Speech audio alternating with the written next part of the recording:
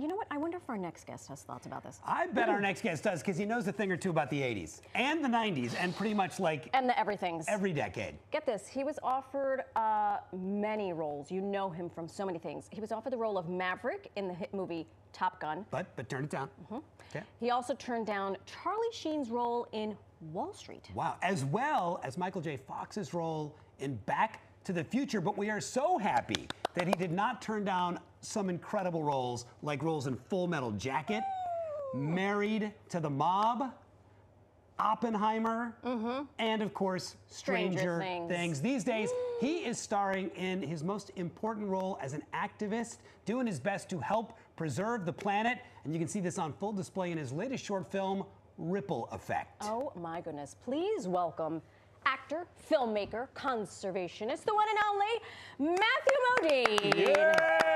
Dun, dun, dun, dun.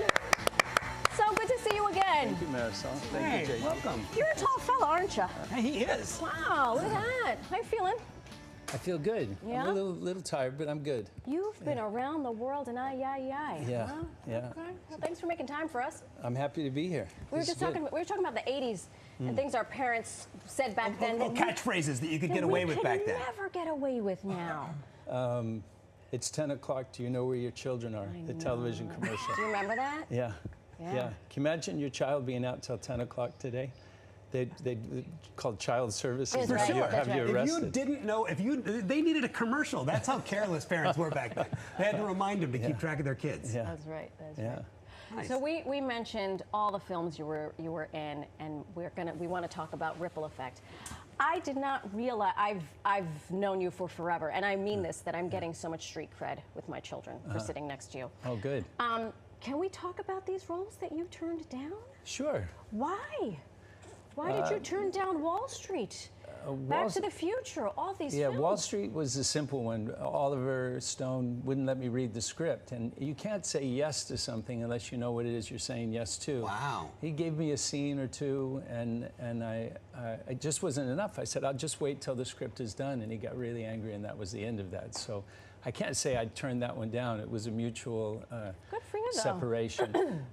Top Gun was... I'm very anti-war, and I just felt that Top Gun was kind of what I'd call war porn. You know, it sort of celebrated and was exciting and made it look really fun. And I'm not interested in that. I know too many veterans, and United States Marine Corps veterans. There's nothing that's romantic or sexy about war.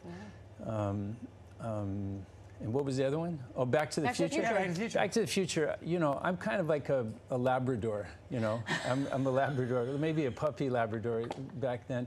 And Back to the Future really required an actor that was like a Jack Russell, somebody that was on the front of their foot, kind of leaning in, always ready to fight and ready to defend themselves. And you know, I can't think of anybody in the world who would be more suited for that role than Michael J. Fox. Yeah. I mean, Right. He's just.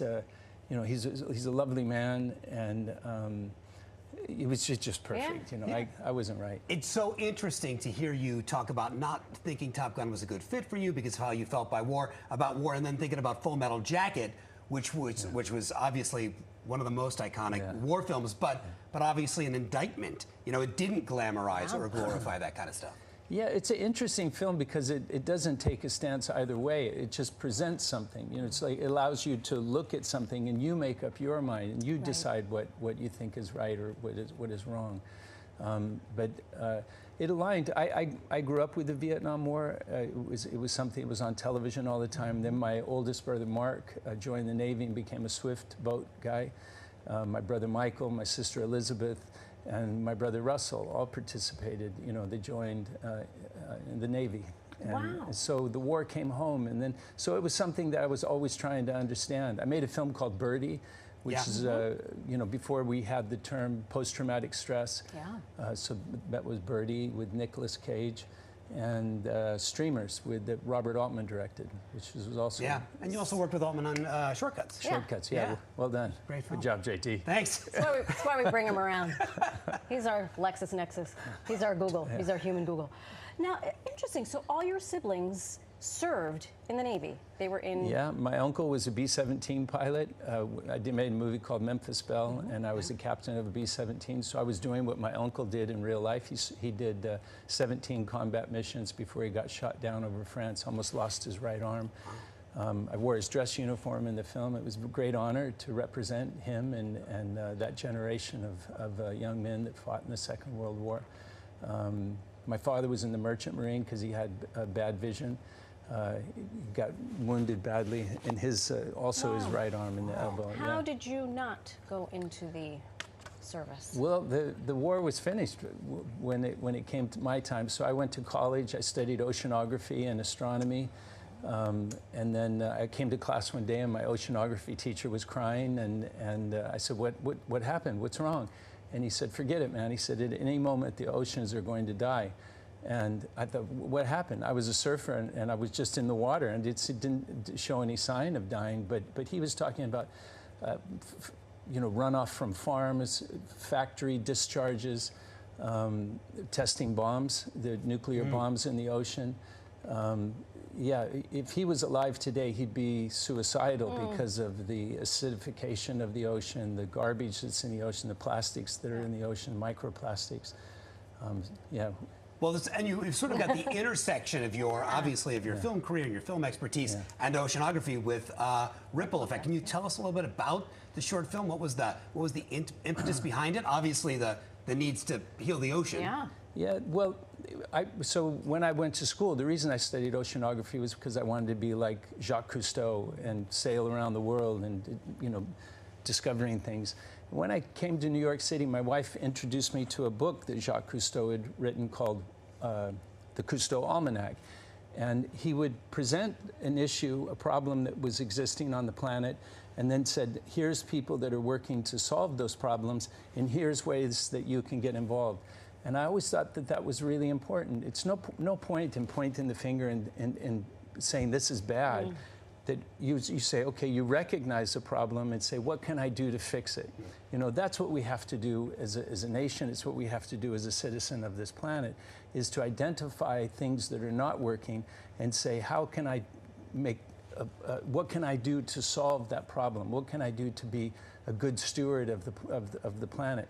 They say that we don't plant trees for ourselves, we plant them for our grandchildren because we'll never enjoy the shade that they will one day provide. We will never enjoy the fruits that they will one day provide. So Ripple Effect is really about that. It's about planting trees, and seeing down the road and making the world a better place for our children and our great-grandchildren. I love this, being a citizen of the planet, not just of your city or your state. Yeah. Another film you're working on. Yeah. Sludge. It's about PFAS. It's premiering at the World Water Film Festival. Yes. Tell us this about weekend that on Sunday. This weekend, that's right. And there's still tickets available if you'd like to come. I'll be there signing autographs and meeting fans of Stranger Things and stuff. So, yeah, Sludge, it seemed like a good idea. We have all this human waste, this processed people poop. Yeah. And what do we do with it? It's a good form of nitrogen. So they went to this film. They were doing it across the United States, but this film focuses on family farms in Maine.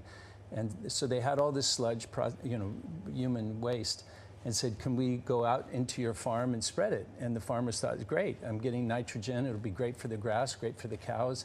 And then suddenly the cows started getting sick, and then they started finding toxins in their milk. And then the farmers started getting sick and dying of cancers. And so there's about 9 million different types of PFAs that exist on the planet. They're in yoga pants, they're in fingernail polish, they're in, sorry, they're, anything that repels water, jackets, they put PFAS. PFAS, one of them, the most popular is probably Teflon. Right. And Teflon is a toxin. So in this film, you go into that through the eyes of a community in Maine. Yeah. Wow. Yeah, and there's not a person on the planet that doesn't have Teflon in their blood. They've done tests and gone around. Yeah, oh my goodness. It's a bad thing. So this is, again, like Ripple Effect, is identifying a problem and saying, what can I do to solve it? Yeah. Yeah. All right. Matthew Modine, thank you so much. It's so nice to be here. Thank you for having me. The World Water Film Festival. Saturday and Sunday at the Forum at Columbia University. For information, showtimes, and to get tickets, go to worldwaterff.org or stop by in person. Matthew Modine is going to be signing autographs.